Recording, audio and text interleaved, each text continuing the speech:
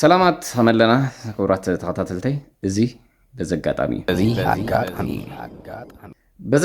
በቀዳምነት ሕማማት እንቋዕ ጽሕና ሰናይ ሕማማት ክኾነልና ሰናይ ትምኒተይና ገለጽኩ ማለት እዩ። እስኪ ሎም መዓልቲ እውን ሓደ ካብ ትዕዝብትታተይ ኣብ በዘጋጣሚ ዝብል መደበይ ሒዘልኩም ቀሪበ ኣለኹ ማለት እዩ። እስኪ ሰናይ ምክትታል ገበሩ ሓሳብኩም እውን ኣቕምጡ ማለት እዩ።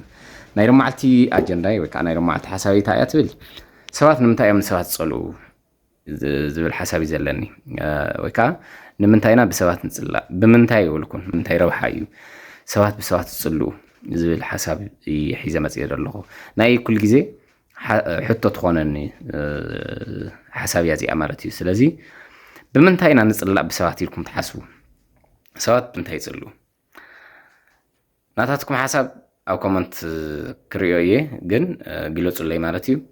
ናተይ ሓሳብ ግን ብዝመስለኒ ክገልጸልኩም ማለት እዩ።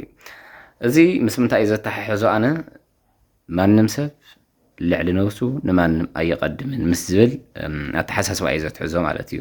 ምክንያቱ ማንም ሰብ ኣብ ዝኾነ ይኹን እዋን ክንዲ ሓላይ ዝኾነ ይኹን ክንዲ ደጋፋይ ዝኾነ ይኹን ክንዲ ፈታዋይ ዝኾነ ይኹን ልዕሊ ነብሱ ልዕሊ ረብሕኡ ልዕሊ ናይ ባዕሉ ህይወት ዘቐድሞ ዝኾነ ይኹን ነገር ከምዘየለ እየ ዝኣምን። ነዚ ዝድግፍ እውን እዩ ሰባት ንምንታይ እዮም ዝጸልኡና ዝብል ሓሳብ ከምጽእ ከለኹ እውን እዚ ሓሳብ እዚ ኣጸቢቑ ዘራጉደለ እዩ ማለት እዩ። ሰባት ረብሕኦም ክንክኦም ከሎ እዮም ንሰባት ዝጸልእዎም ኢለ እዩ ዝሓስብ። ጥቕመይ ይተርፈኒ እዩ ኢሎም ብዝሓስብሉ መንገዲ ክትከዶም ከለኻ ይጸልኡኻ። እዚ ድማ ነብሶም ኣቐዲሞም ስለ ድርዩ እዩ።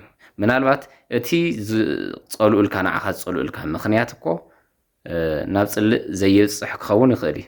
ግን እንተኾነ ግን እዛ ነገርሳ ናብ ረብሕኡ ቀይሩ ኳልኩሌት ስለ ዝገበራ በዛ እሱ ዝሓሰባ ግን ንዓኻ ከም ጸላኢ ይርኤካ ወይ ከዓኒ ነብሱ ከም ተጎዳኢ ገይሩ ይሓስባ ማለት እዩ። ስለዚ ኣብ ረብሕኡ ኣብ ቅድሚ ጥቕሙ ኣብ ቅድሚ ከብዱ ኣብ ቅድሚ ጅቡኡ ክትጸንሕ ከለኻ ንስኻ ጸላእ ትኸውን ማለት እዩ። ለኣብነት ብዙሓት ሰባት እንታይ ንሽገር ኢና ናይ ሰባት ማለት ንኹሉ ሰብ ልክዕ ኮይንና ክንርአ ኣብ ቅድሚ ኩሉ ሰብ ተፈተውቲ ኮይንና ክንርከብ ኣብ ቅድሚ ኩሉ ሰብ ክንጭብጨበልና ክጣቃዕልና ሰብ ኩሉ ክሕጎሰልና ንደሊ ሰባት መቸም እዚ ባህሪ እዚ ዘለዎ ሰብ ብጣዕሚ ትዝበዝሕ እዩ ማለት እዩ። እዚ ነገር እዚ ግን ምናልባት ብጥቕሚ ደረጃ መጺኻ ተጠቃሚ ኣይትኸውንን ኢኻ ማለት ኣብ ዝብጽሐካ ነገር እውን እኮ በቃ ንኸይጽላእ ክትብል ወይ ከዓ ተፈታውነት ንክህልወካ ክበሃል ተፈታውነት ንክህልወካ ክትብል ትገድፎ ካብ ረብሓኻ እቲ ዝምልከተካ ዋላ ትኾነ እውን ንረብሓኻ ኢልካ ትብል ኩሉ ግዜ ኣብ ረብሕኡ ኣተኪሩ ኣብ ጥቕሙ ኣተኪሩ ዝሰርሕ ሰብ ግን እንተሪኢኹሞ ኩሉ ግዜ እሱ ተረብሓ እዩ። ንስኻ ኩሉ ግዜ ናቱ ተኸታላይ ትኸውን ንስኻ ኩሉ ግዜ ናቱ እሺ ባህላይ ትኸውን ኩሉ ግዜ ንሱ ተጸላኢ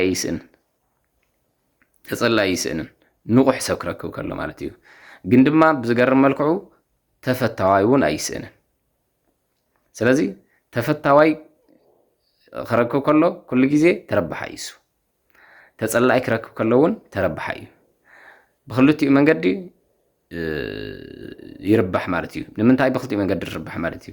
እቲ ተፈታዋይ ኩሉ ግዜ እሺ ባህላይ ኩሉ ግዜ ተኣዘዛይ ኩሉ ግዜ ተለኣኻይ ኩሉ ግዜ ናቱ ጽሙድ ወይ ከዓ ናቱ ባርያ እዩ ማለት እዩ።